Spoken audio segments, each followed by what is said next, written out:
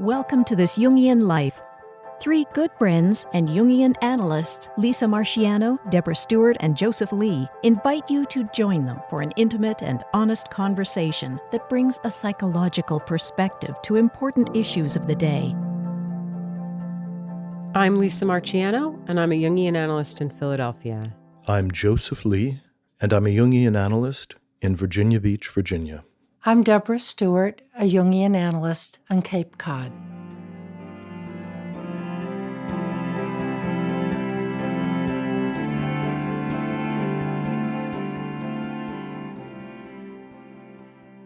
Hello, listeners. I want to start today by just taking the opportunity to let you know that I'm going to be speaking live and in person in Columbus, Ohio in October 13th and 14th.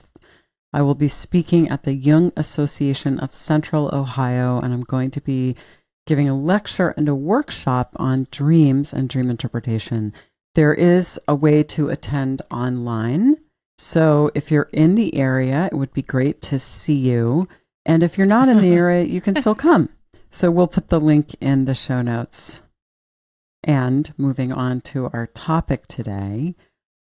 This is something that I've been asking Deb and Joseph if we could talk about for a long time, and they finally got sick of me and said yes. But we defended against it. And guess what the topic is? Right. We're going to talk today about defenses, but maybe it's better to think about ways that we protect ourselves.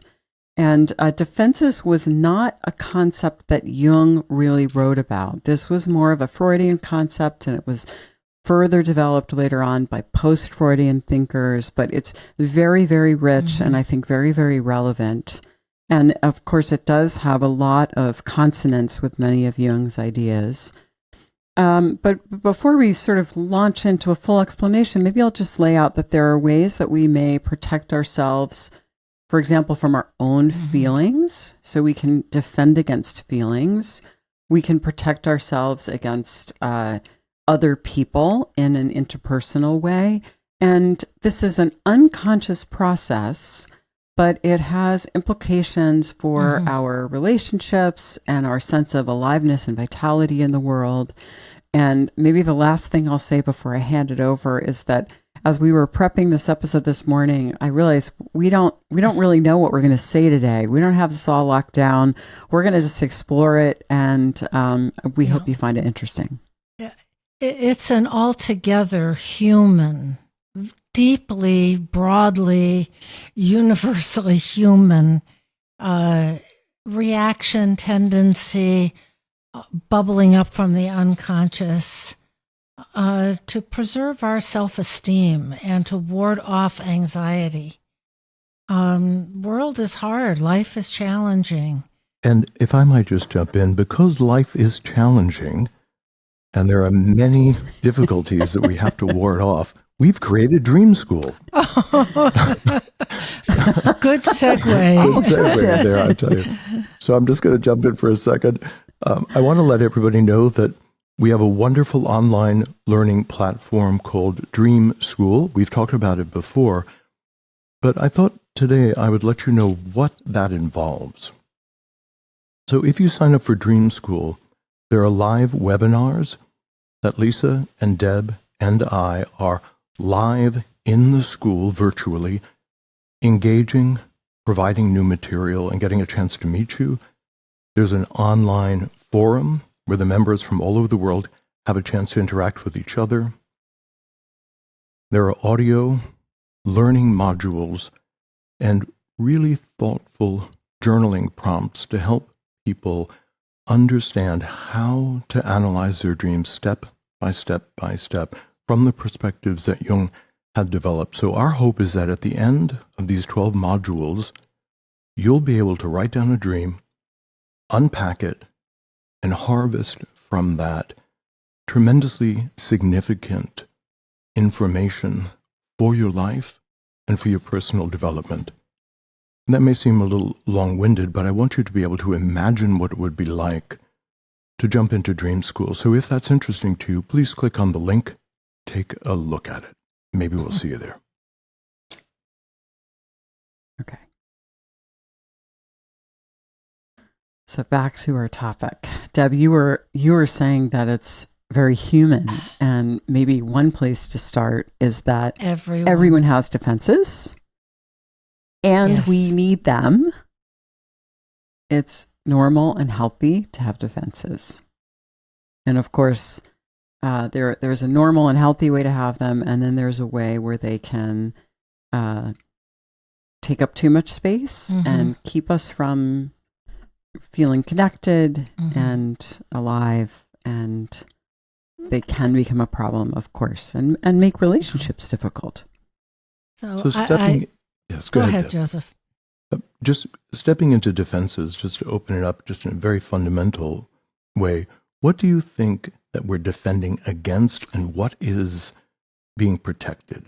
How do we understand what the problem is that the ego particularly has to keep away from? Yeah. Well, that's exactly where I was going to go. We both landed on the same square. We're defending against uncomfortable feelings. Feelings that make us feel threatened, feelings that make us feel upset, anxious, sad, guilty, ashamed, angry. That's something, and that's the part that comes right up from the unconscious and from our bodies, of, that feeling of like, how dare so-and-so say that to me? Or, our feelings come right up immediately and automatically. And then we have a tendency to defend in various styles. It's a good long list of ways that we push back. So what that reminds me of is there's an intersection between Jung's ideas of the complex and perhaps the classic ideas of the defense. And that what's being protected, perhaps, is that the ego needs to function adequately in order for us to get along with the business of life, in order to be able to successfully keep our needs met, successfully keep ourselves safe. And anything that interferes with the ego's ability to stay alert and effective has to somehow be mediated, has to somehow be handled. And over time, this has been classified and thought of in any number of different ways. So as you were saying, Deb, sometimes there's an intensity of feeling that will just leap forward because of some unconscious conflict that temporarily interferes with the ego's ability to get its business done. And that's an area of interest for us. Yeah. And I think we all know, there are signals for when we are being defended, defensive, fooling ourselves, all of those kinds of things that, our bodies leap into action. We perspire, we start to talk really fast, heart rate goes up. Sometimes we argue, we justify, that the reason that I was late for work was because, then there's an endless list of why I'm entitled to be late today because, and then I recite the list. There's all my favorite here is the what about, of if I use the example of late to work, I know, but what about so-and-so? He's later than I am, and he comes in more late than I do most of the What aboutism? What about? Yes, but that's another variation on the same thing. We can be sarcastic. We can sometimes use humor. And sometimes we just sort of smile. I think of it as the Teflon shield that, I just,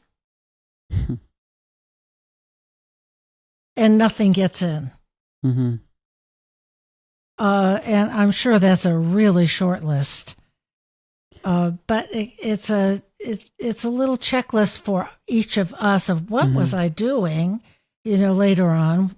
What did I do? Right. Why did I say that? and also to notice in other people that at that time, if there's defensive reaction going on, you're not having a conversation. I like that, that it's not really a conversation. And I also liked, you said something about like sort of how we deceive ourselves.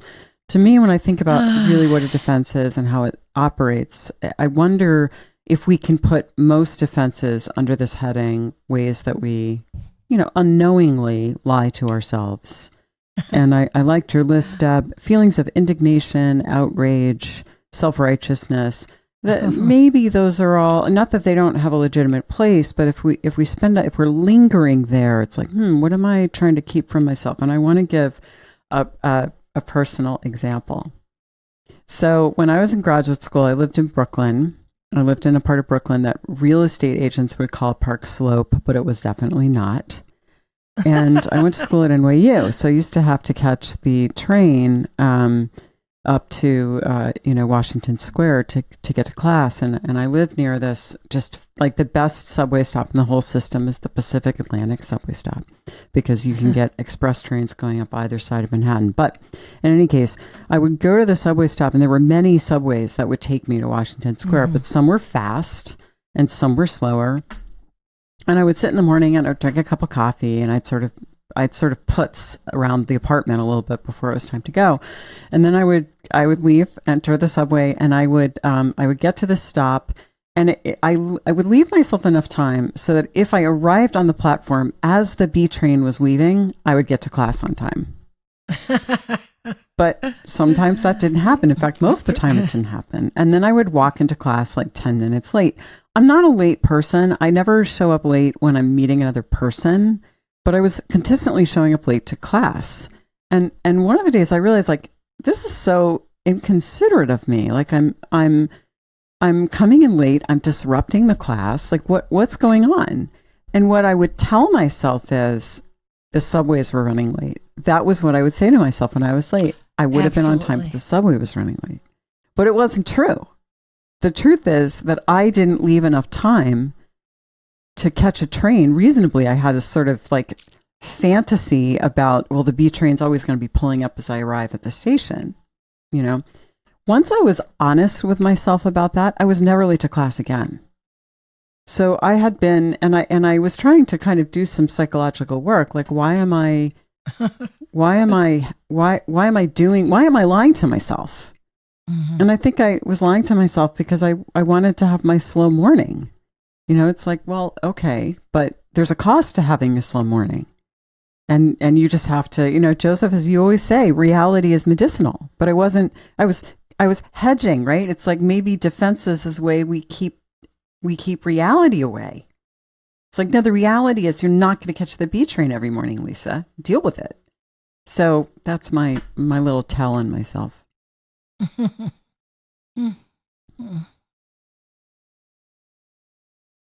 Well, we want to preserve our own good image of ourselves, and I'm not sure what famous author said this, but that Joseph Campbell maybe, that every man and woman wants to be the hero of his own story. We want to preserve our good opinion of ourselves. And that's, so it's easy to slip into some self-deceit of that the B train should be there. Sure. It's not really my fault. And that every now and then, of course, it would be, which kind of feeds the fantasy. So, it seems to me the inner dynamic is kind of a demotion of, the world isn't run for my sake, for my convenience, to serve me. I'm just one of untold thousands of people who have to submit to the trains and how they run and when they run. So it's a little bit of a blow to the ego that, I have to submit to this impersonal system. I'm just a tiny little piece of the great cog wheels that revolve and turn in the world. I don't like that. I'd like to be more important. Mm-hmm. It's from a classic standpoint, it's also a displacement. That there's a certain feeling, let's say, of failure within oneself, or maybe feeling guilty or embarrassed. Mm-hmm. Mm-hmm. And then all of a sudden, well, the train should be embarrassed because it's guilty. Right Those shameful on. trains, they're just screwing everybody over there. Let's give them a good talking to, those errant trains. Yeah. Mm-hmm. So then that gives us a breathing room, which we need in those moments because we're uncomfortable. Yeah. We want to feel powerful. We want to feel empowered and good about ourselves. And these defenses come up so quickly and so automatically that they're hard to recognize. And I mean, we can all laugh, and our listeners are, I'm sure, laughing with us about your story about the trains. But it's very hard to acknowledge our own shadows and our own vulnerability of whoa, what am I doing here?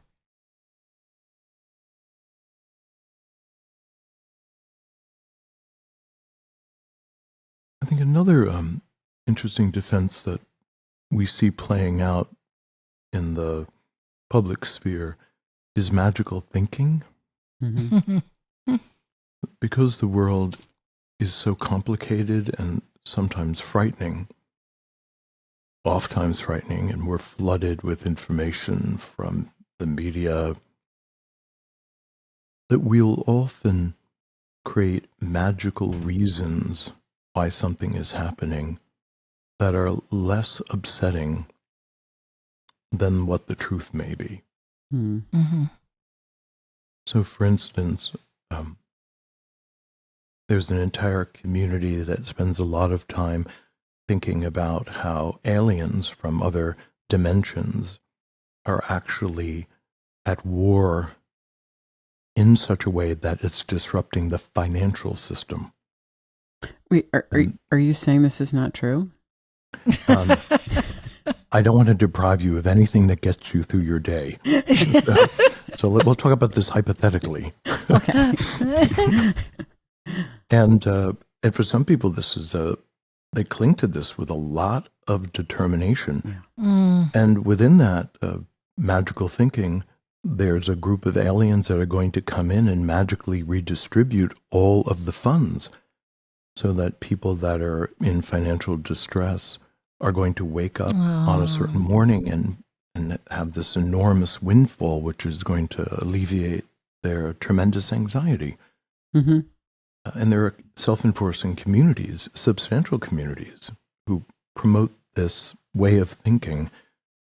And if we honor it as a coping mechanism, which is really what defenses are, yes, it allows people to continue to move through their life such as it is and not succumb to a kind of panic and not be full of a paralyzing dread. Yeah. And yet there's a downside to it. Are people taking effective action, in the face of being in a bad circumstance? But I'm thinking about, people that have a lot of financial anxiety and how comforting this defense, this illusion, this fantasy, magical thinking, that it does serve as a coping mechanism to take that person off the hook, so to speak, and that some external power will take care of it. And I'm also thinking, of what a young place that is, that when we were little, we needed somebody big to take care of things for us. And that somebody would come, or we hope people would come to pick us up or give us a snack or, soothe our tears. and that there's a wish for some kind of overseeing superpower to come and care and say, wow, you're in a tough spot here, but don't worry, I'll make it okay. You know, the defense of fantasy or magical thinking, like any other, it can have a protective, necessary balm, but it can also be inimical to life and growth. Right. So I'm thinking about the film. It was in the 1990s, a film called Life is Beautiful. It was an Italian film with Roberto Benigni. Oh, gosh. About a father and his little boy in a concentration camp. And the father kind of spun this magical yarn for his son, effectively protecting him from the horrors of the concentration camp. So that would be an image of sort of fantasy used in the service of life. But I think, Joseph, what you were talking about, people thinking, well, I don't need to worry about getting my financial house in order because the aliens are going to come and redistribute wealth and I'm not going to have to worry about anything. It may make us feel good, but it does not give us the tools that we need to effectively navigate our life situation. Yeah. But I think you're right. I think a lot of people engage in fantasy thinking as a defense. I've seen this again and again in my practice, honestly. There's a kind of psychoanalytic term for it that is interesting that I like. It's like a psychic retreat. We can retreat from our reality into a comforting fantasy. Yeah. And again, this might be adaptive in some time for short periods of time. Which is why we can do it. It's like why our brain is so wonderful that it can protect us from uncomfortable thoughts and realities. But in the long run, it's probably not a good way to cope. Right. Everybody likes to go and get lost by binge watching a TV series on Netflix that's either funny or charming or deeply moving, and to set aside whatever their real world difficulties are and take on a different world. And if that, as we've said before, substitutes for learning something we need to learn or figuring out how to handle something, then we are put at risk. So the defense again is defending the ego against a depth of fear and anxiety. Because when we imagine, let's say, learning what we need to do to get our financial house in order, and as we imagine that, if that evokes a terrible sense of dread, our ability to think clearly or even physically mobilize can be so impaired, and we can be locked up in other areas as well. So in the classic analytic work, it would be a slow exposure to the actual ideas of what one would have to do to reasonably take a step in the right direction. And this is something that we do with treating any number of phobias, that we allow ourselves to imagine the thing that we feel is unimaginable and hold to it to try to create a relationship that isn't paralyzing to ourselves. Which is good stuff your grandmother said, which is kind of, get back on that bicycle, dust your knees off, get behind that wheel of that car after you've had that fender bender. So, in a way, I think we're talking about kind of a range that goes from a real unconsciousness of that if I really and truly believe that the aliens are somehow going to see to my financial situation, I really believe that, then I haven't differentiated between fantasy and reality. Versus being able to acknowledge that this is overwhelming to me and I really don't know how to go about it, and being able to approach it slowly, to start to take it in whether it's analytic or, a favorite uncle or a special friend who can say, hold it, wait a minute. You don't have to jump in the deep end of the pool here. Let's just take it step by step so that you feel empowered and that you can do it. I often say to people, we're not climbing Mount Everest. Mm-hmm. But sometimes when it's in consciousness and it's scary, it feels like that this is too big for me. I can't surmount this. Mm-hmm. So how do we small it down, and how do we get support? Mm-hmm. My mantra is, if you've tried to solve something 3 times and you haven't been able to figure it out, get help. But, interestingly, Deb, I think the crux here is, in order to ask for help, you need to admit vulnerability. Yes, and exactly. Vulnerability is one of the key things that we defend against. Yeah. And, it's interesting because we're walking around this as I thought we would, in this kind of meandering way, which is great. But to try to systematize it a little bit, I might say there are ways that we defend against things in the inner world, and there are ways that we defend against things in the outer world. And of course, we can experience vulnerability both as a kind of inner state, but also as an interpersonal state. Mm-hmm.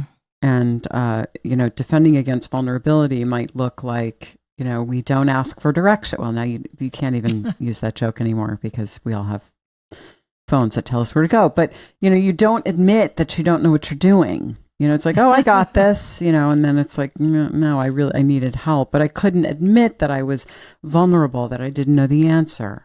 Yeah. And so I defended against that with a kind of bluster. But I think that vulnerability is one of those key things that's very difficult to tolerate. Mm-hmm. And it affects our ability to be vulnerable, affects whether or not we can really connect with each other. So define vulnerability a little more fully. I'm curious about how that's conceptualized. I guess I'm thinking about it as a kind of multi-dimensional state where we can give up any fantasies of omnipotence. Either that we have it all, we can do it all, we've got all the answers. And admit that we're fallible, and both admit that to ourselves. Yeah. And also be able to admit it to others. And then I think also vulnerability is something more in the emotional register, because it comes up for me as do we need to feel self-righteous, maybe, instead of admitting that we're deeply sad? Because feeling sad is a small feeling. It's a hurt feeling. Yes. Feeling self-righteous is a big, puffed up, somewhat inflated feeling. So maybe vulnerability covers all of the ways that we can feel small and able to be hurt. Yes. Yeah. And that's where we start out in life. We're small, and we're able to be hurt, and we're pretty powerless. And if, needed others have not been there for us in ways that we really need, connecting with us relationally, attuning to us emotionally, supporting, comforting, helping us, it's not safe to be vulnerable. So it's such a paradox that, in a way, we have to really be sufficiently whole in order to be vulnerable. I can't do these things. I'm not good at that. I was hurt. I feel sad.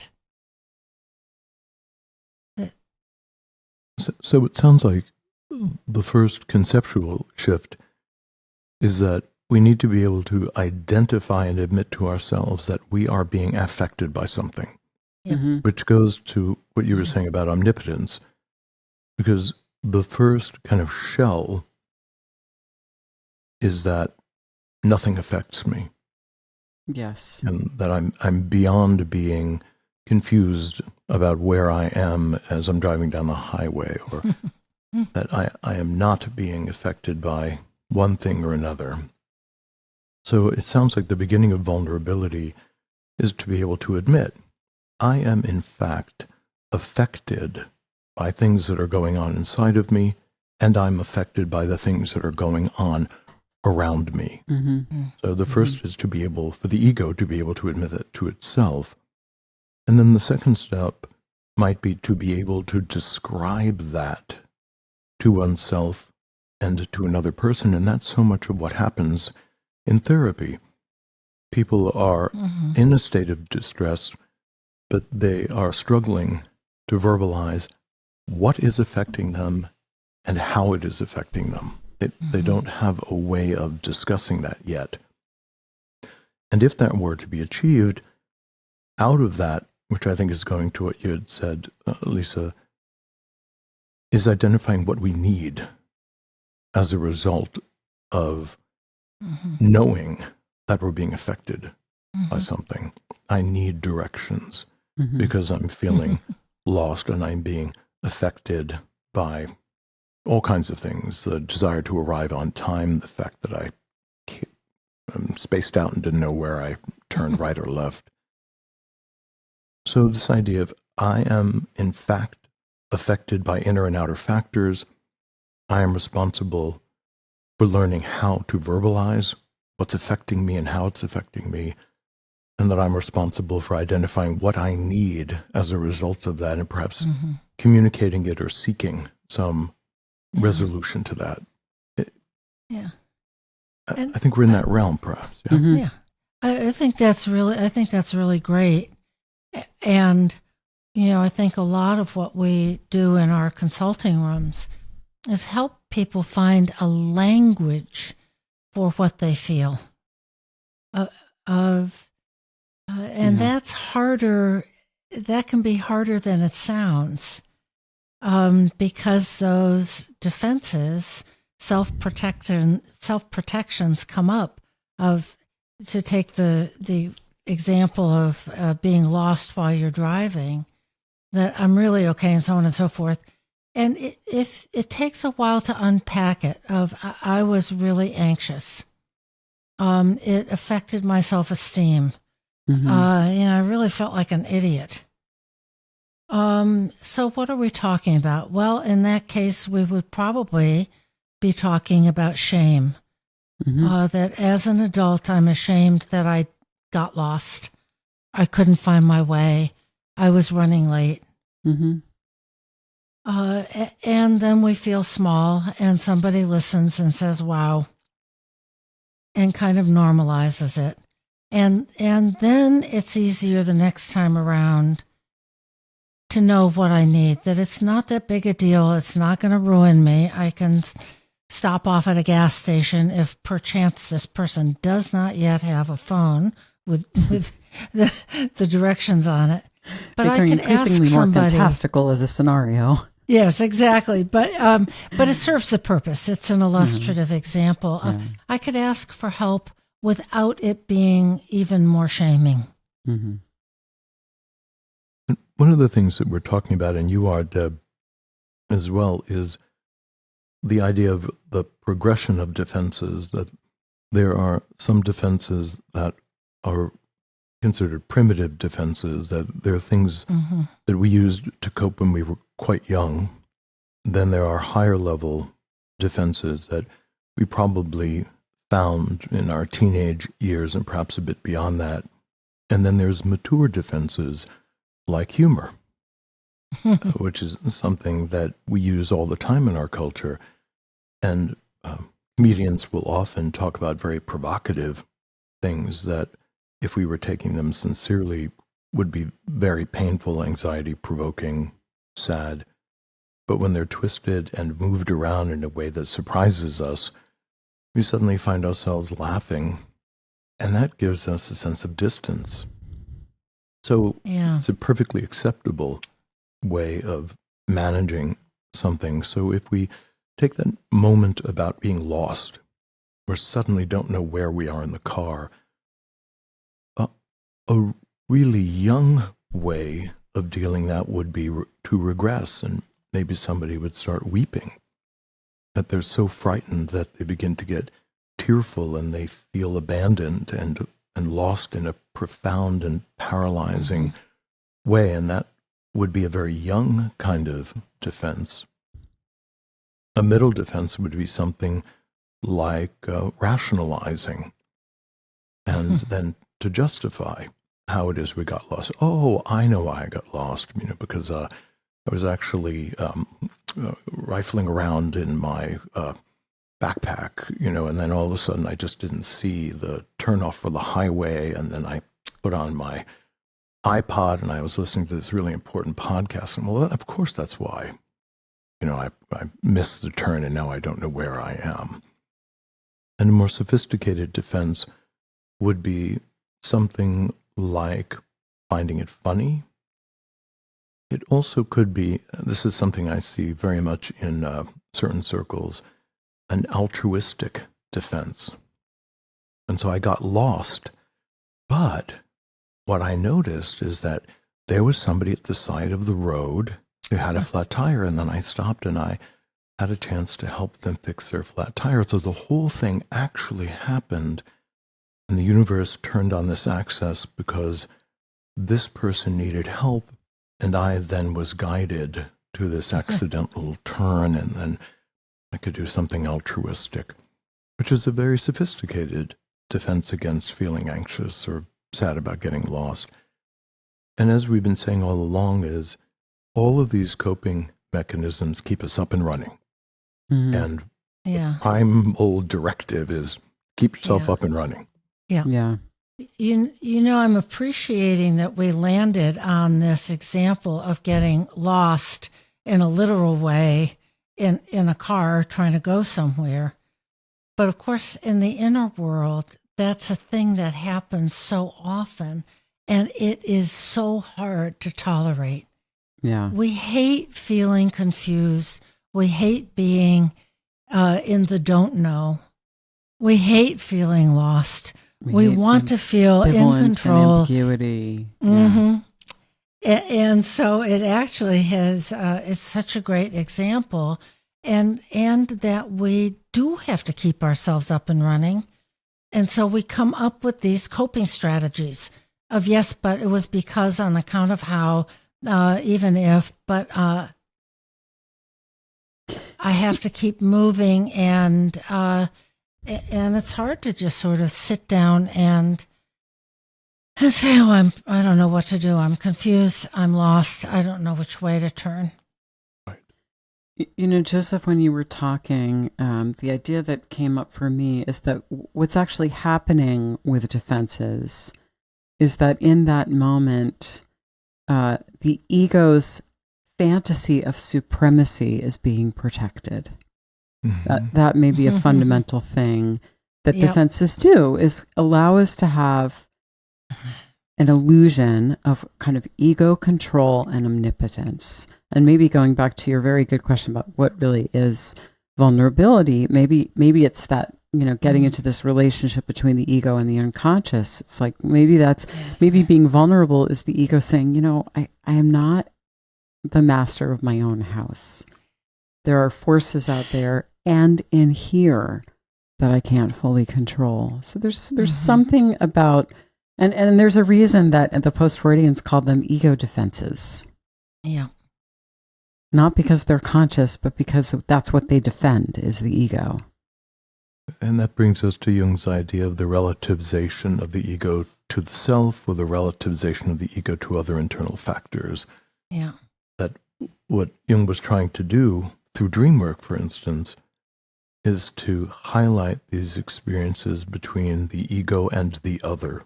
And in the dream, the other is these multiple factors inside of ourselves. The ultimate other could be the self.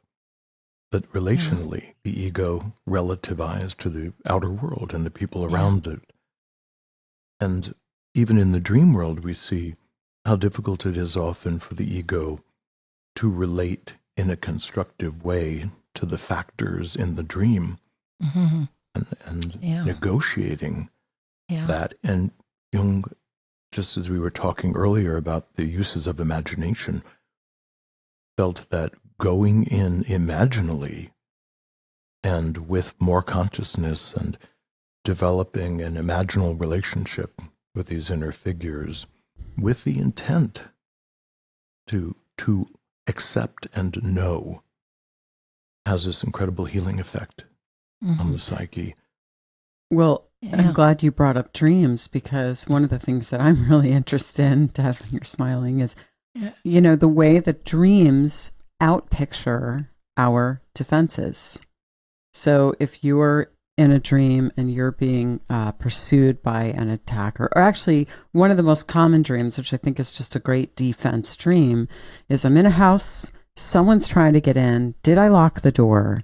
What do they want? Sometimes these happen in all kinds of variations, but such a common dream. Someone's trying to break in. Well, what's trying to break in is some content from the unconscious, and your ego is working very hard to keep it out.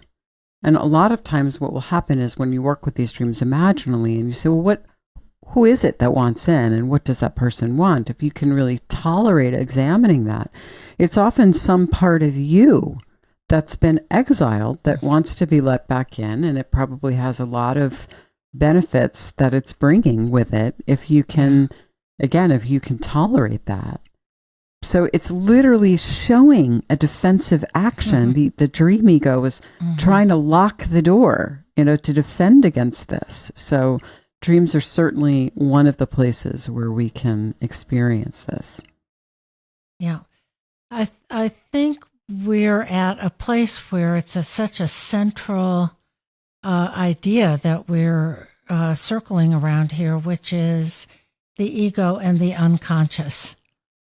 And I'm just looping back for a second that, the first stage of life requires us to develop an ego.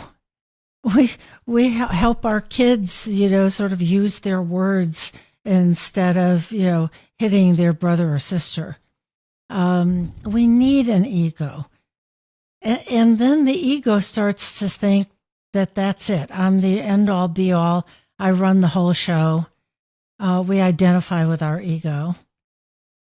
And then whether it's in a relational context, a work context, all the areas of our lives, the ego thinks it's in charge and it's right, and we defend.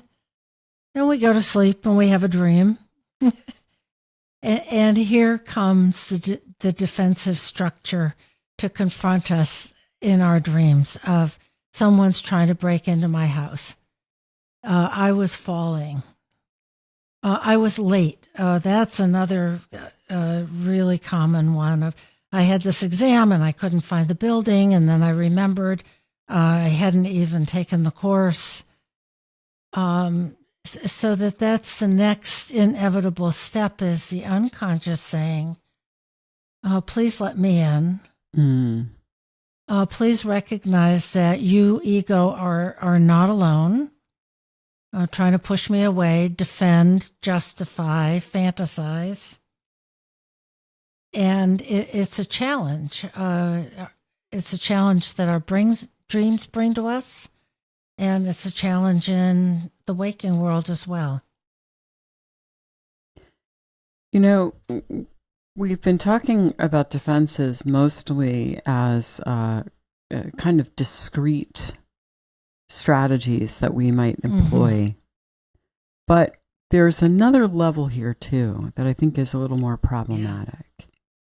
And that is that we can become defensive to the point where that's a major feature of our character structure. And I think we probably all know people like this. It often feels when we're talking to them that we're never really having a conversation with them. Deb, you said something about that before. But that they're kind of having an argument with someone in their own head. and they're justifying and they're explaining.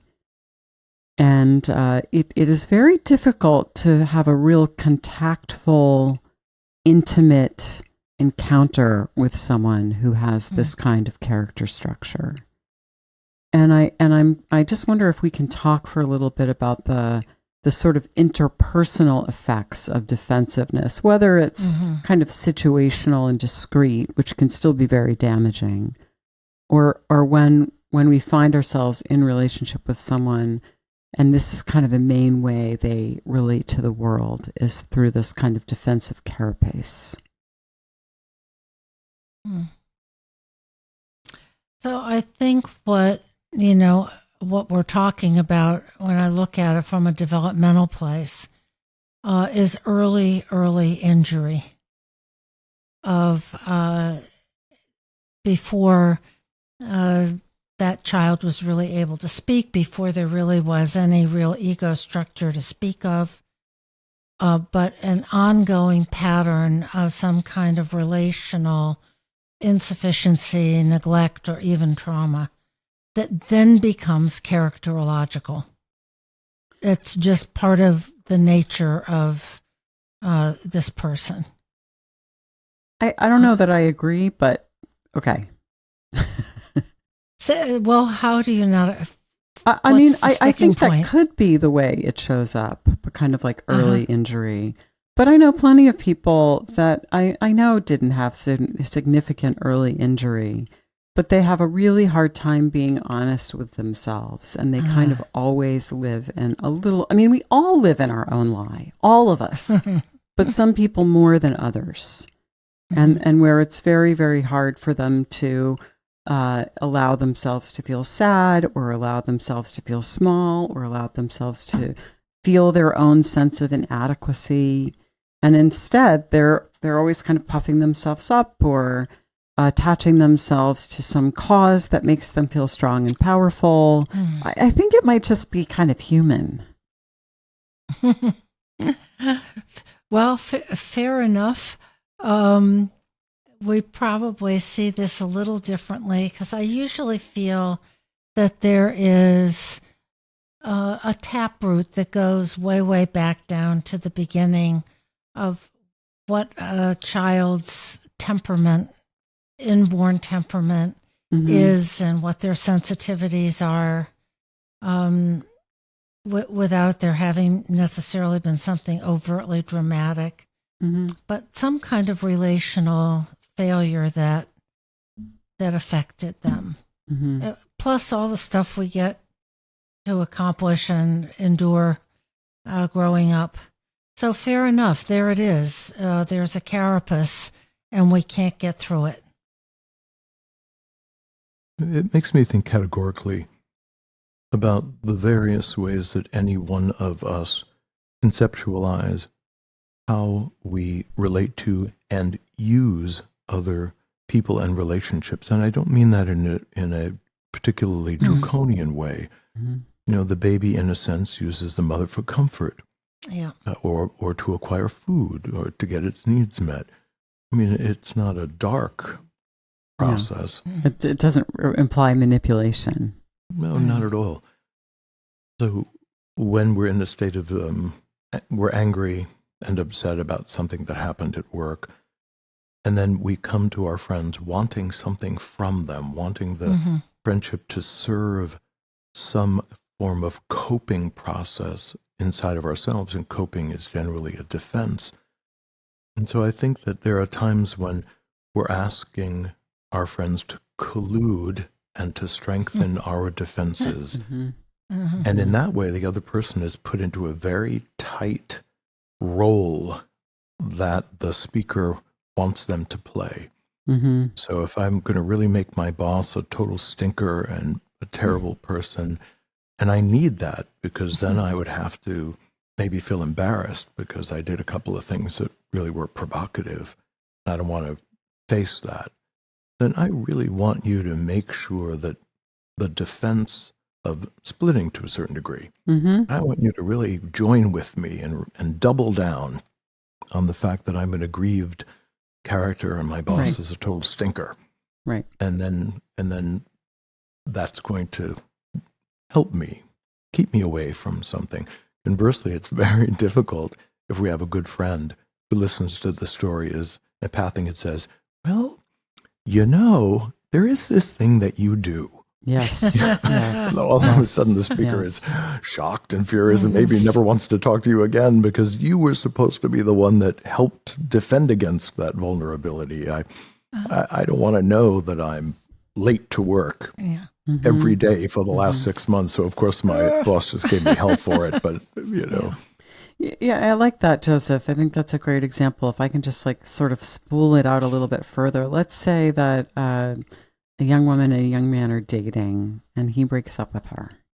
And she goes to her friends. She's like, oh my God, he's such a, expletive.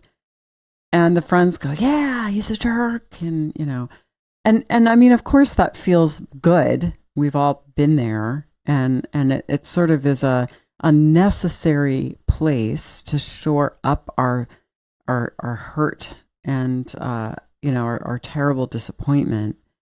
But if we stay there in that defensive place where he's the baddie and I can split, and I don't get to the point where I think, okay, what about this relationship do I need to think about?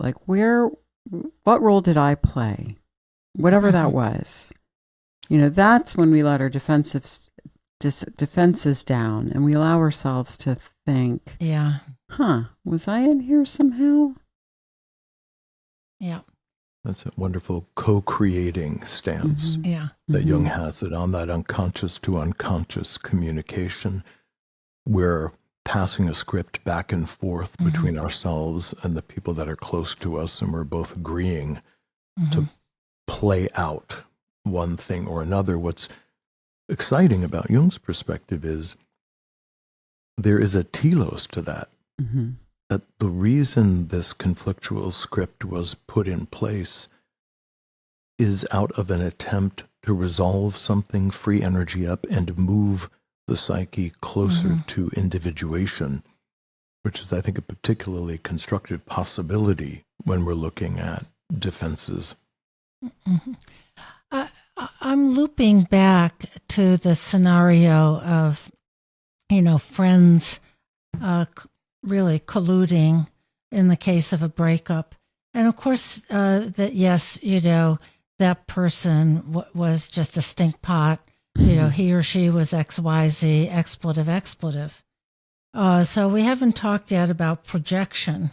Yeah. And that it's the other person who's, bad, wrong, selfish. There's an unending list of terrible attributes that we can put on the other person so that we don't have to do that self-reflective process of, oh, well, gee whiz, maybe I should think about. And projection is a defense. It is a defense. But what I'm thinking about is when we collude with someone about how, stinking, rotten, dirty that so-and-so is, really what we might do is just attune to and name the feeling of that was really hurtful. You really feel bad. It's really devastating to feel rejected. Versus, yes, so-and-so is a real stinker, Some were colluding in the projection as if the problem is out there when the real problem is in here. Yeah. And so what I hear, Deb, is you're, in that way of thinking, you're helping somebody move into their suffering. Yes. That what's really happening here is that you have been affected. Yes. By the other person, their choices, your choices. And can you name the way in which you've been affected rather than create some other kind of narrative? Right. And don't we do that all the time with little kids? That the young child comes running in with a skinned knee, let's say, and yowling at the top of his lungs. And the first thing we do is go, oh my goodness, oh wow, what happened? Well, this and this and this and this and this. It's like, wow, it really hurts. Okay, let's take a look. And then later, the next step might be, to help the child reflect on, you were running really fast down that slope that has all the gravel on it, weren't you? Yeah. So there, I think there's a way that if we go to the feelings, it's one of my sort of mantras, but go to the feelings, we can acknowledge the hurt and then think about, what part did I play in this? Mm-hmm. I want to go back, stay with this idea about the kind of interpersonal effects of defensiveness. I mean, I think we all know, working with people who come in with issues in their relationships, that when there is defensiveness in an interpersonal relationship and it's unabated and you can't get past it, is that not a kind of death knell for the relationship? So if you are upset with your partner, and every relationship's going to have these moments, and you bring it to your partner and your partner says, well, I don't know what you're talking about. Or, well, you always, or, well, I was just totally understandable that any of us would respond initially that way. And I don't necessarily see that as a bad sign. It's just sort of like, the soldiers at the gate, jump up and get their guns when there's someone approaching. But it's sort of like, well, what happens next? What happens 2 days from now? Is there a little softening? Is there a willingness to hear it? If there's an ongoing problem, is there a willingness to go see a couples therapist? But if that initial stance of defensiveness if the soldiers never stand down, then it's almost impossible to have a conversation about something that's bothering you. Because part of the defensive stance in an interpersonal relationship like that is, it's not my fault. I didn't do anything wrong. I can't. It's an evasion of responsibility, or even of admitting a kind of softness around the fact that even if I didn't do anything wrong, I care that you're upset. So it really cuts off connection, defensiveness. There's a man, John Gottman, who's done so much research on couple relationships, and we can put him in the show notes. He's written bunches of books, and he calls the way we defend in relationship, he calls them the 4 horsemen of the apocalypse, which is really a great way to frame it.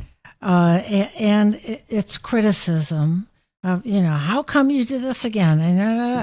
And stonewalling. I don't know what you're talking about. I don't want to discuss it. It's not my problem. Contempt, which in my view is a real relationship shredder. And then just defensiveness, which is, sort of an overall category that we've been trying to unpack here. And relationships are where defenses show up all the time. Mm-hmm. We're vulnerable by definition in relationships, in our families, with our partners. We need them. We need them to love us, to care about us, to just be there. Are you really there for me? Will you show up? Will you care?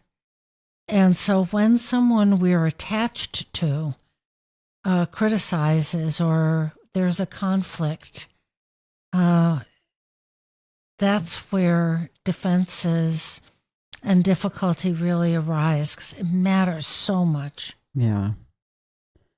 Maybe I'll tell another story on myself. There was a time when my kids were small that my daughter was participating in some extracurricular activity, and there was a little girl down the street who was participating at the same time. And so the mom and I occasionally carpooled, and one day I was supposed to pick up this little girl, and I forgot. Oh. Oh, no. And the mom called me, and I think she left a voicemail, and she was upset. And my first impulse was, well. I mean, I don't remember what it threw up, but she didn't remind, who knows what I was saying to myself. She didn't remind me, or that, this or that. But, thank goodness, I've come a little ways since my days riding the B train. I pretty quickly was like, no, I made a horrible mistake. Yes. Horrible mistake. And as soon as I let that in, I just started weeping. Oh. I was so ashamed, and I was so full of genuine remorse. What a terrible thing to do to a kid, to another mom who was trusting me with her child. Yeah. Oh God, it's still just and I called her up to apologize, and I just was weeping on the phone. But it was what was there underneath the defensiveness was this very small feeling, and a very vulnerable and painful feeling of all those emotions that I just pointed out. And when you could feel that, and drop that urge to defend, it is really the healing moment. I mean, we all know what it's like to really screw something up, really let somebody down, forget to pick up this person's child. We've all been there. And that's when we can soften into our own imperfection and just be sorry. When I think about that incident, though, and this, I think I'm maybe retreading ground we've covered before, but part of what was hard about it was like, I'm not the kind of person who forgets stuff like that. I'm conscientious. I care about kids. But you know what? Like, maybe sometimes I am the person who forgets about stuff like that. And maybe I wasn't very caring that day. And it's hard to admit that. It's hard to admit that I do things that don't match my self-concept. Mm-hmm. Yeah. I'm also struck by the time that you gave yourself and the time that you needed, that this new reality was introduced. Hey, you forgot to pick up my kid. And that you needed time to reflect in order to identify how this information was affecting you. Mm-hmm. And so the first impulse is, again, this isn't quite true, or it doesn't have to do with me, or somehow it's not my fault. Yes, but part of it is there is this distance between myself and this new information from the world, and it takes time to create a bridge. We don't absorb reality or a new aspect of reality immediately. We just can't do that. We're not that facile. So through that instinct of reflection, to be able to then name what's happening inside and then communicate it how it makes sense, that lag time. Yeah. You've really lifted up something that I think is so important, Joseph, which is one of our 5 main instincts, according to Jung, and there are only 5 instincts, and reflection is one of them. Quite so.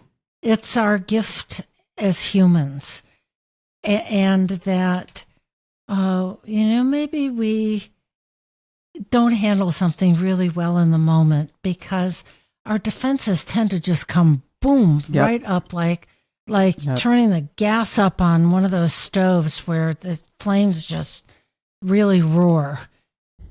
But then we can reflect and say, wow. No, this was on me. It was on me, or let me think about what really happened there, that, maybe I did feel really resistant to having to do this extra errand and this extra thing. And some part of me just sort of spaced it because, yes, I'm a good person, and sometimes I act in ways that aren't so good. Or as Lisa said, are not aligned with my image of myself. And It takes a lot of psychological energy to add something in that doesn't match or that I didn't even know about myself. That's the other thing is sometimes we're in circumstances where we behave in a way that truly has not happened before, and we don't know how to stitch that in to who we are, and it takes time, and it's a certain kind of suffering. I do want to. Go ahead. No, go ahead. Go ahead. What I wanted to do before we finish up is to circle back to this idea of instincts, because the Freudian work, and I've come to appreciate Freud, really, I think he was a genius. No theoretician can know everything, God knows, but he really, coming without any psychiatric background and just this incredible observative process, I mean, I think he certainly deserves all the respect he's afforded.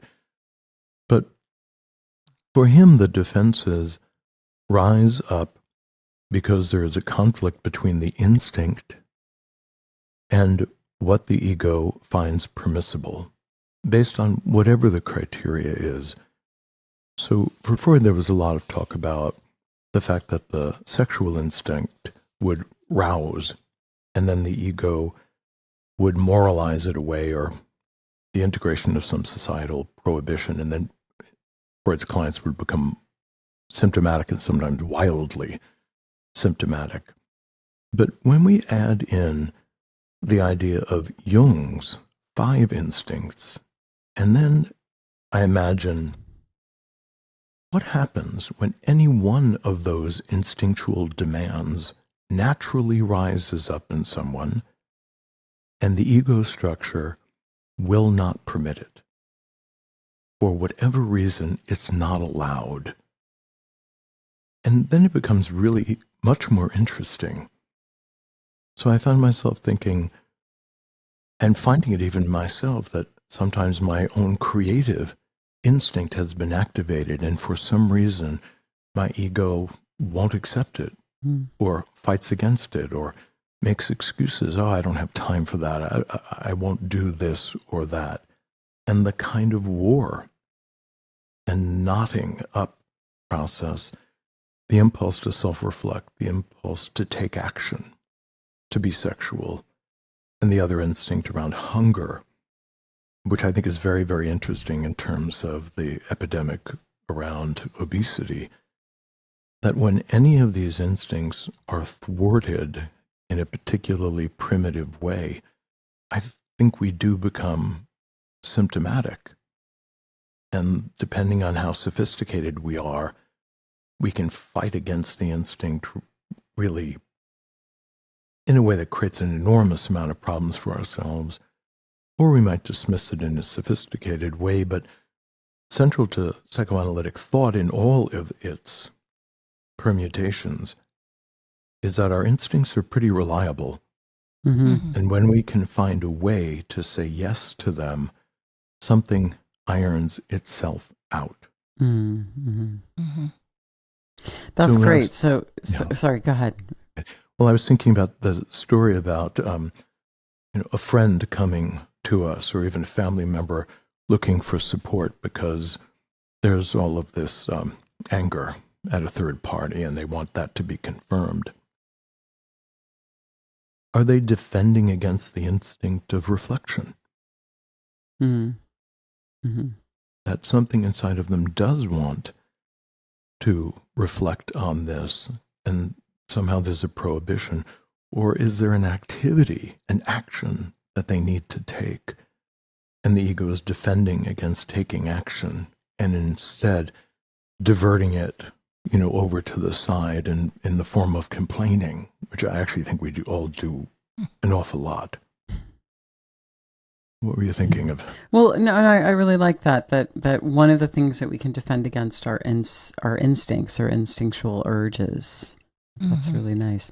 I hope you guys will forgive me if I just toss in a fairy tale for a second. I'm gonna read the synopsis from Wikipedia. Actually, it's the fairy tale "The Sea Hare," and I think it's a really lovely. I mean, there are a bunch of fairy tales. I'm thinking Many Fur too would be another good example. But just quickly, the sea hare, I think, in my way of understanding the tale, is a wonderful illustration of this super kind of defended stance.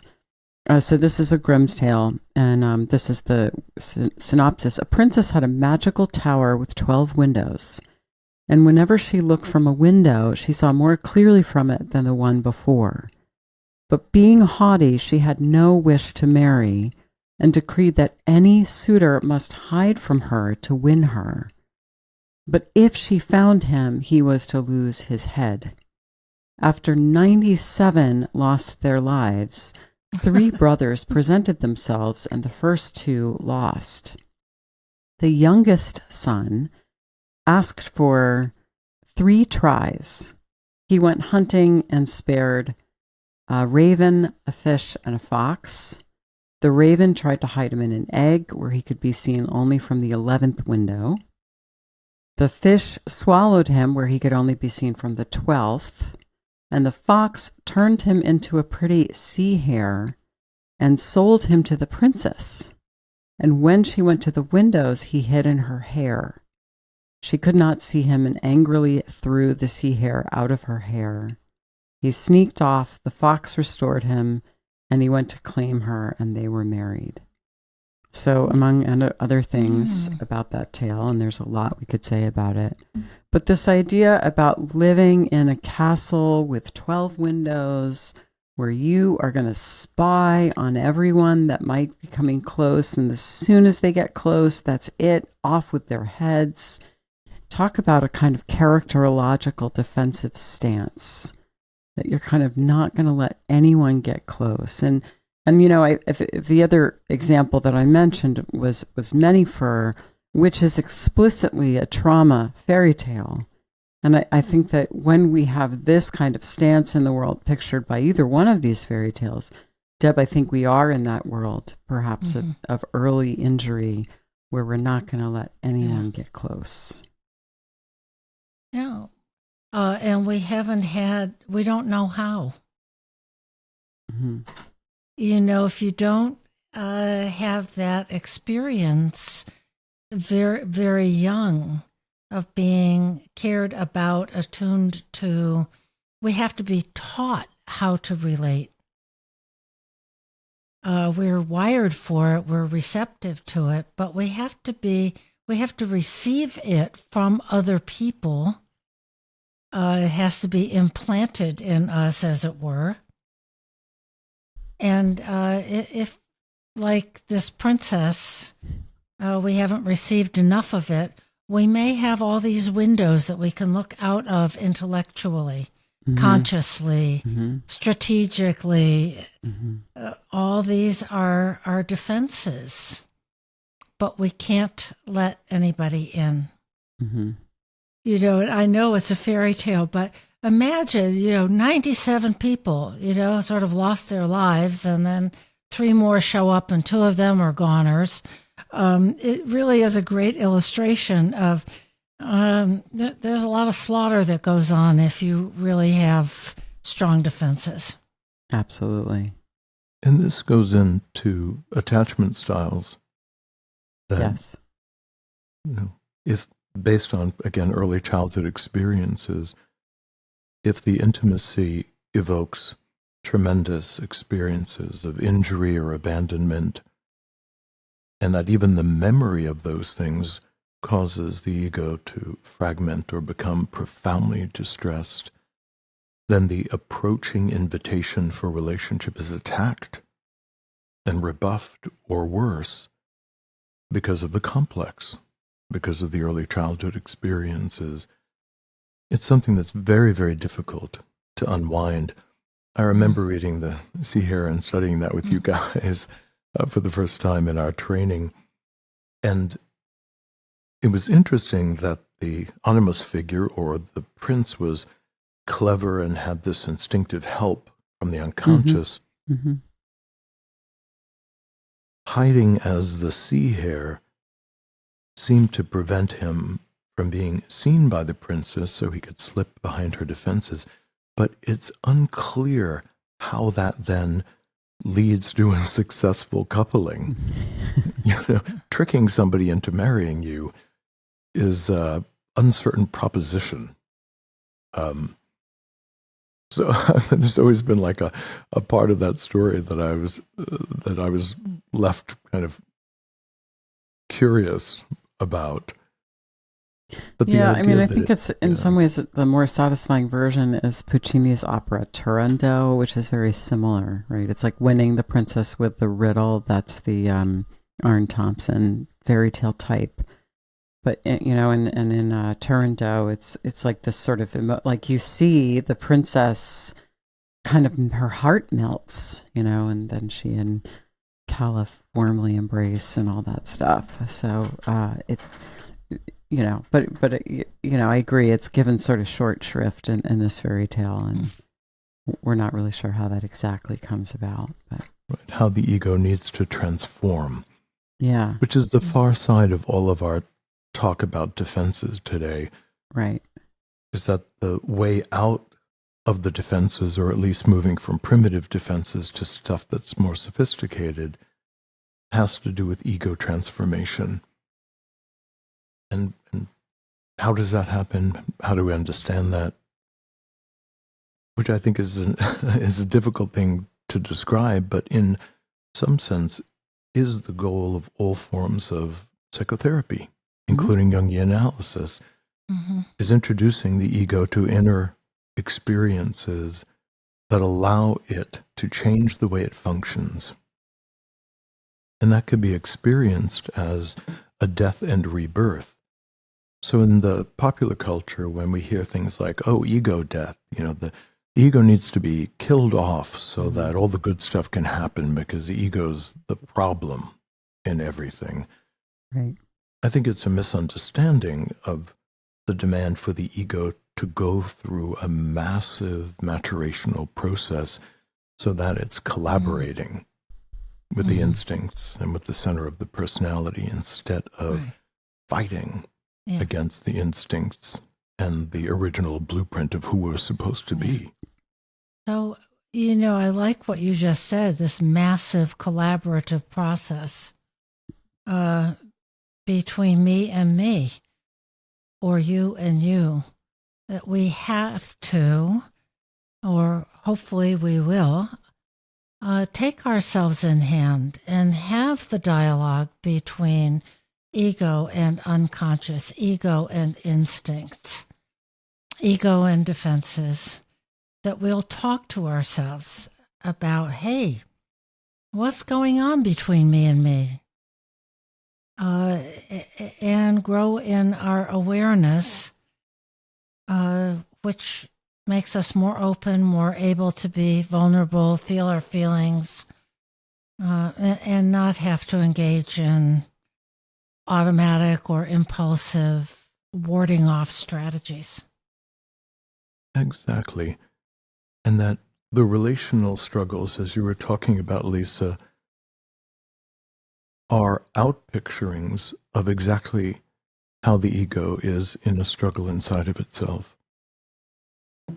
That there is this echo. So if we have a friend that just wants to complain to us and is looking for affirmation that the boss is a stinker, that's a dramatization also of how the ego is navigating the internal environment. And yes, absolutely. Reproducing it, you know, out there in the relationship. Yeah. So as you were talking, something totally different occurred to me. And so it's a little bit of a non sequitur, but I'm going to throw it out there anyway. You know, in training, one of the things that happens is you get your defenses poked a lot. And God forbid you respond defensively. So if you're having a meeting with your review committee and they give you a poke and you become defensive, that is like bad. Don't get defensive. You know, you're supposed to sort of lean into it and tell me more about that and that sort of thing. And, you know, I get it because it is so important not to be defensive in the analytic container. Meaning that when an analysand confronts you, you know, with something that you did wrong or that they feel you did wrong. Yes. When they want to kind of throw stuff at you, whether it's deserved or not, it's not that you have to roll over and take it all. But if you respond defensively, the analysis is off the rails. Yeah. So it's a good distinction that you're making between having to, as I say, suck it up or comply, and just get interested and curious about.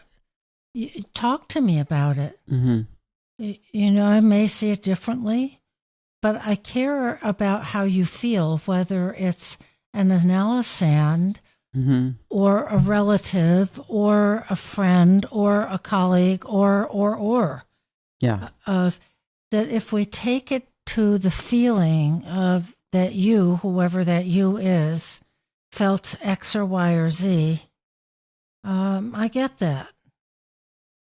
Yeah. And I can hear it, and I may see it very differently.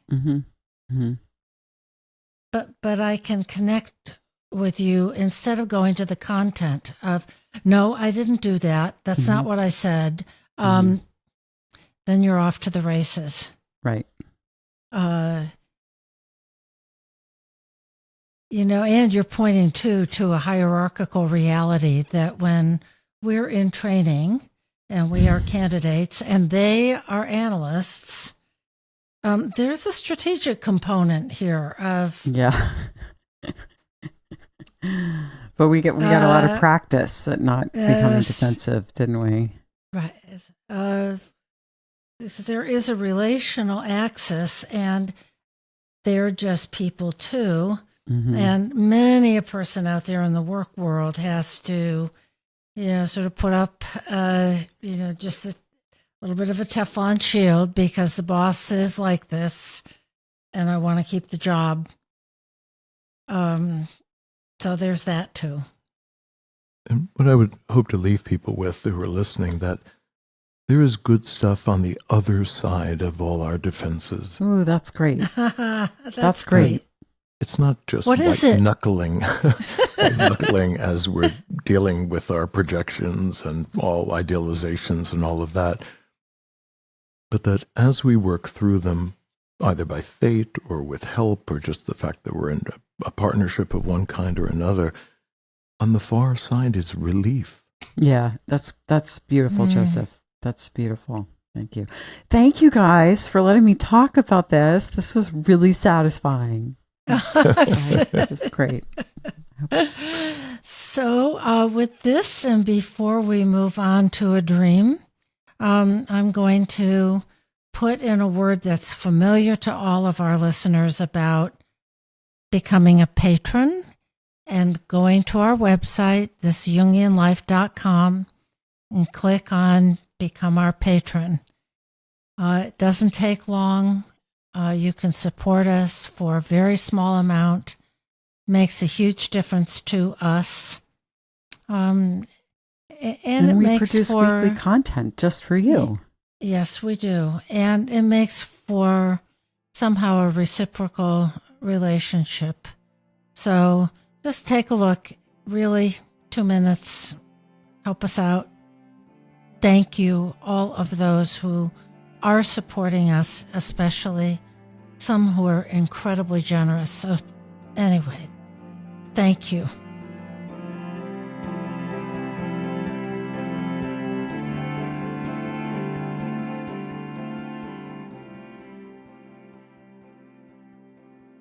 So today's dream comes from a woman who is 40 years old and works as a waitress. And she titled her dream, Letting Children Play Too Close to the Dead. And here's the dream. It's nighttime. I'm playing with my children outside, somewhere like the bottom porch of a 2-story building, when I suddenly notice men, possibly soldiers, carrying dead bodies just next to us up the stairs. I don't know what to do, but my children haven't seemed to notice, so I let them continue playing. The next thing I know, one of the soldiers is carrying my son over his shoulder up the stairs, and my husband is carrying a dead body into our house on the adjacent side of the street. The man tosses my son onto a pile of dead bodies on the second floor porch.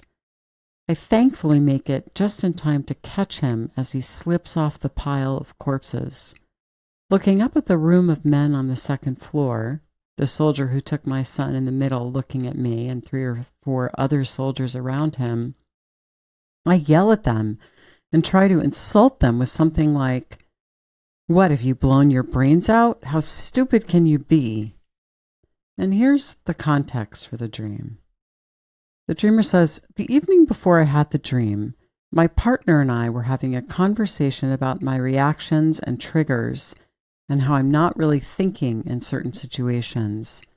No matter how much I rationally want something different and better for myself and my family, in the moment, it feels like I don't have control."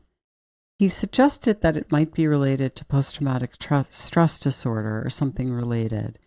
Either way, the conclusion was that continuing on without change was not okay, and that I should ask for professional help, as it seems I don't have the tools to fix this on my own. And the main feelings in the dream were fear, a feeling of protectiveness, and sadness. She notes, "The place to me was unfamiliar. I didn't feel threatened by the soldiers at first and just thought of them as doing their job. But I did feel scared and sad about the lives lost. When I was 27, I met the man who was one day going to be the love of my life and the father of my children, but I didn't know that yet. I did know I wanted to be ready to meet someone like that one day, someone who, when I was with them, I felt like the best version of myself. So I started therapy. Wonderfully, we got to start our lives together a few years later, and let's just say I wasn't emotionally prepared for motherhood. My son is 4, my daughter is 2.5, and they are everything. They're magic. But I also feel like the worst version of myself. I definitely feel like they all deserve better than me. Also, I just want to say a huge thank you to the 3 of you. Your podcast is a refuge for me." So, yeah, really poignant.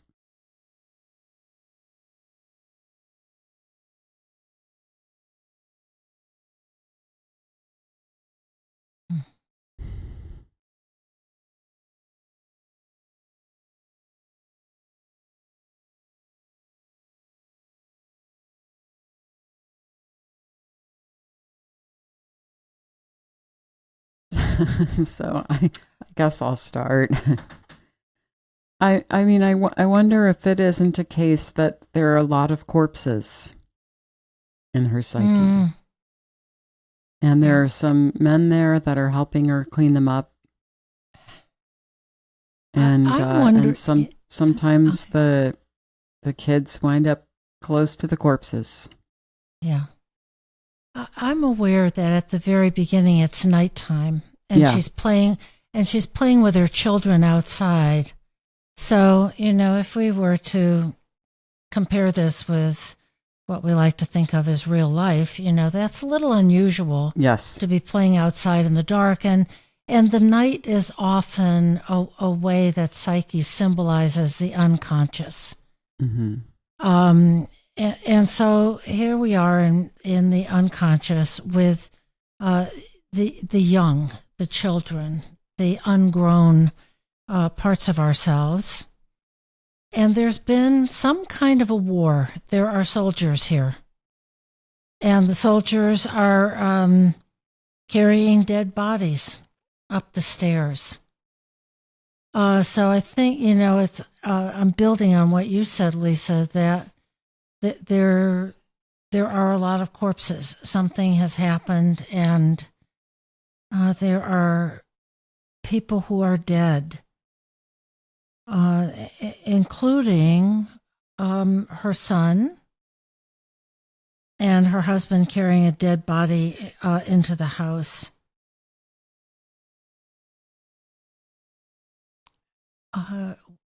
the dream ego ends all this sort of awful situation. It feels like war trauma. Mm-hmm. Doesn't it really? If this were to happen, if this would be like, oh my God, that is so traumatic. But I'm wondering if the dreamer and the dream ego of the message of this dream is a new awareness that she yells at them and says, "What have you blown your brains out? How stupid can you be?" That all of a sudden she gets it. Something awful has happened. And that is picked up with the conversation with her partner saying, that maybe she needs therapy. I think that the dream's a little, it's a little ambiguous, and we also don't have the dreamer here, right? I have a very important question, I think, which is, how does her son react to being put on the pile of corpses? Because here's what I'm thinking is that she says at first that the soldiers are just doing their job. Like, this is a kind of dirty job. But the point is there are people that are able and willing to do it, including her husband, by the way. And, this little boy gets mistakenly put on the pile of corpses, which we might imagine that sometimes, yes, our children do get sacrificed momentarily in our trauma reactions, let's say. But I don't hear that he's harmed. And I would be so curious, what is his reaction? Does he just sort of roll right over and start playing again?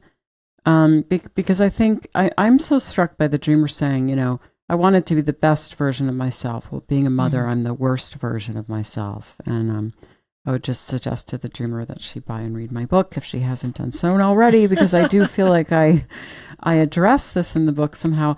I mean, children need their mother. Their mother is what they need. It's not like there's someone else who can be their mother. And I get that this is not an ideal situation for the little boy to be thrown on the pile of corpses, but I also want to say, well, in the end, nothing so bad happens, does it? That's sort of what I'm wondering about. Is the dreamer feels like she may be, a good thing is happening. The corpses are getting cleaned up. I mean, there's been some awful thing that has happened, but now it's over and there's a cleanup process happening. And a realization on the part of the dream ego. Is a new realization of this is awful. Yeah. What the hell is going on? Yeah. And we often say the dream ego is the least trustworthy aspect, of a dream. So something new has happened where that there's a new realization. Mm-hmm. Yes. That something that might have been defended against before has now penetrated into the ego structure in the dream. Yeah. A couple of things I find myself just curious about is that the corpses are being carted inside, which is a very unusual thing, and the husband is actually carrying a dead body into the house. Yeah. So the movement in the psyche is the animus figures, that dynamism in the psyche is collecting these scattered corpses and concentrating them, bringing something that is scattered around to a central point, which is either near her or in her own house. So I find that condensing process interesting and somewhat confusing. Mm-hmm. And asking myself what the purpose of that might be. Of course, we'd have to look at it with a broad metaphorical lens. And that something inside of her seems okay with that. That's not particularly distressing. And then I find myself questioning, well, is it not distressing because perhaps that's something that happens regularly? I don't claim to know what that means in terms of the psychic structure, but the collecting of corpses and concentrating them, that's something that the ego is comfortable with, related to, understands, it's all right. It's when the sun gets swept up into that process in the psyche that something is now jarred inside of her. It's okay if it happens away from her son, but now it involves her son. And she wants to go and rescue him, get him out from that and to separate it. And that whatever has occurred in the psyche, her response is to hurl insults. That's the reaction. I think the partner, speaking to her about perhaps her hyperarousal, or the fact that she gets particularly intense about one thing or another, leans into this issue of hyperarousal and whether or not the way that the psyche is trying to respond to the stressors makes sense, or if it's really resolving anything. For instance, if our child really did get accidentally swept up into something that was potentially dangerous, it might require a lot more than hurling insults. That, she doesn't, in the dream, doesn't run over and make sure he's okay, or isn't concerned about whether he's traumatized having lain on a pile of corpses, but it's going after the people who did this. They did this. Now, the thing that is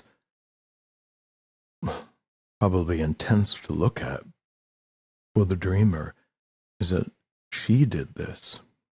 Some part of her is piling the sun up into a category inside of her psyche. And when she realizes it, it's incredibly distressing and then disowns what's happened. So what often occurs is if we have a lot of unresolved trauma in our lives or a lot of complexes, sooner or later, our children or our spouses will get co-opted into the complex. And then we'll start responding, let's say, to the son the way we used to respond to our dad, or used to respond to our first husband who aggrieved us greatly. And so the son is now getting swept up into whatever that process is of gathering corpses, and she's realized it. And she's suggesting that even in her self-reflection, that she wants to behave differently, better towards her children because they are getting swept up in a predisposition of some kind. Yeah. But the mystery is deeper, which is, what is this system of gathering corpses and putting them into her home or nearby? How can we understand what that is, how it started, what its function is, so that then she can track when that's co-opting other relationships around her? The primary mystery is in the soldiers and the corpses. That's where I go. So I'm wondering if you guys have any intuitions about what that might represent in terms of psychic functioning. I mean, I guess my initial take on it was that in some sense it's maybe a kind of ordering process in the psyche that's trying to deal with the sequela of the assumed trauma. That the body count represents, some kind of harm that's been done, but it is being collected. And you're right, Joseph. It's very interesting that they're being brought inside. Yeah. And of course, in dreams, as in fairy tales, corpses can come back to life, right? I mean, these are contents that have suffered some kind of grievous injury, but might revivify at some point. So, it is very interesting. Why are they being brought back in? That would be, an interesting question for the dreamer. Does your imagination tell you anything about what's going to happen to them? Why are we collecting them here? But, one of the interesting things is that there's a kind of, there's all of these male figures in the dream, right? There's her husband, there are multiple soldiers, and there are multiple corpses, which I assume are all male, although maybe I'm making an assumption there that isn't safe. But in any case, it's sort of like somehow the sort of vital masculine aspect of this dreamer is made up of many different parts, some of which have been wounded and are dead, at least for now. I really was moved by the body count, that all of a sudden her son has been added to the body count. Yeah. And is now being added to the storage room, much like Bluebeard having a storage room. So I'm wondering if she's also, as I think is happening in the outer world, being asked to look at where her rage has landed. The body count could be relationships that have suffered or been lost, or opportunities, or even parts of her own psyche that have been the subject of war making, internally or externally. And just as you said, if they are inner factors, inner capacities that have been killed off, that something is gathering them together for a purpose, if nothing else, to look at and to confront, although, as you said, there could be a potential of revivification or some cycle of putrefaction, and then the libido is released and can come back in some other way that we don't know yet. I'm repeating myself somewhat here, but I'm thinking about the image of war and the soldiers. That is such a diffuse image. It's not personal. It's horrible. It's cataclysmic, etc. But it's collective, and there are multiplicities of people when there's a war.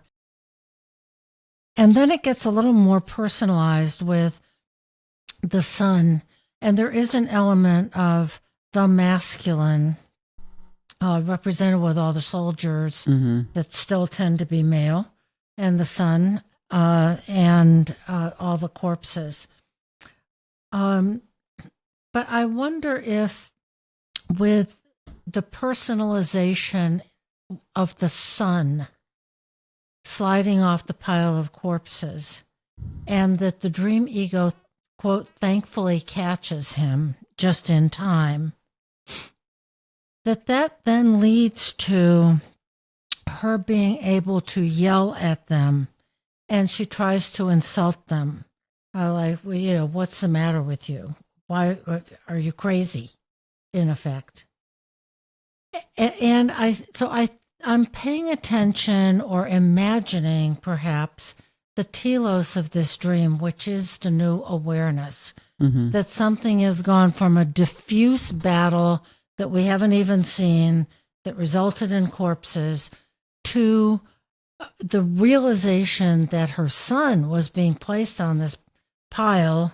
She catches him, and then she can protest.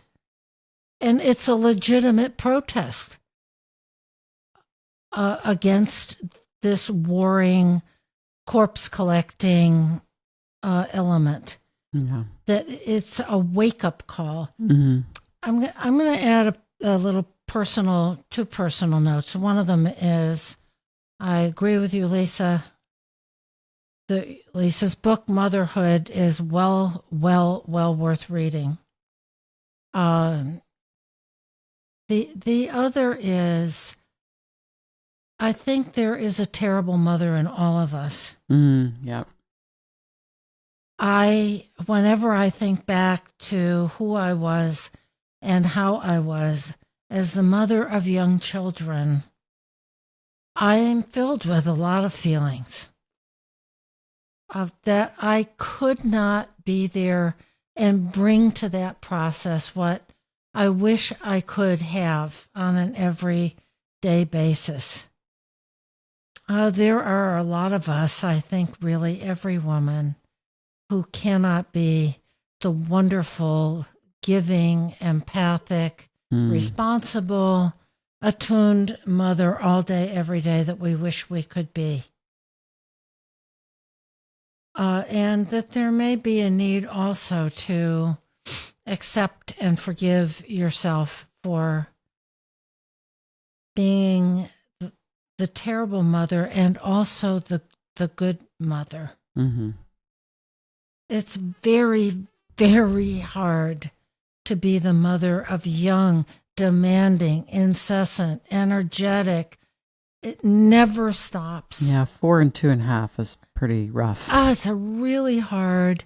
And we don't live in communities anymore where aunts, uncles, and neighbors help to share the raising of our children. We don't have villages anymore. So I just wanted to acknowledge that in my own remembered experience, and I think it's true for so many people. Motherhood is hard. Yeah, that's a great point, Deb, and that seems like a good place to leave it. You've been listening to This Jungian Life. From our website, thisjungianlife.com, you can follow us on Twitter, like us on Facebook, help us produce future episodes by funding us through Patreon, and submit your dreams for possible interpretation on another episode. We'd like to thank our listener who shared a dream for today's show and hope you'll let us know what topics you'd enjoy hearing more about. Until next time, keep living this Jungian life.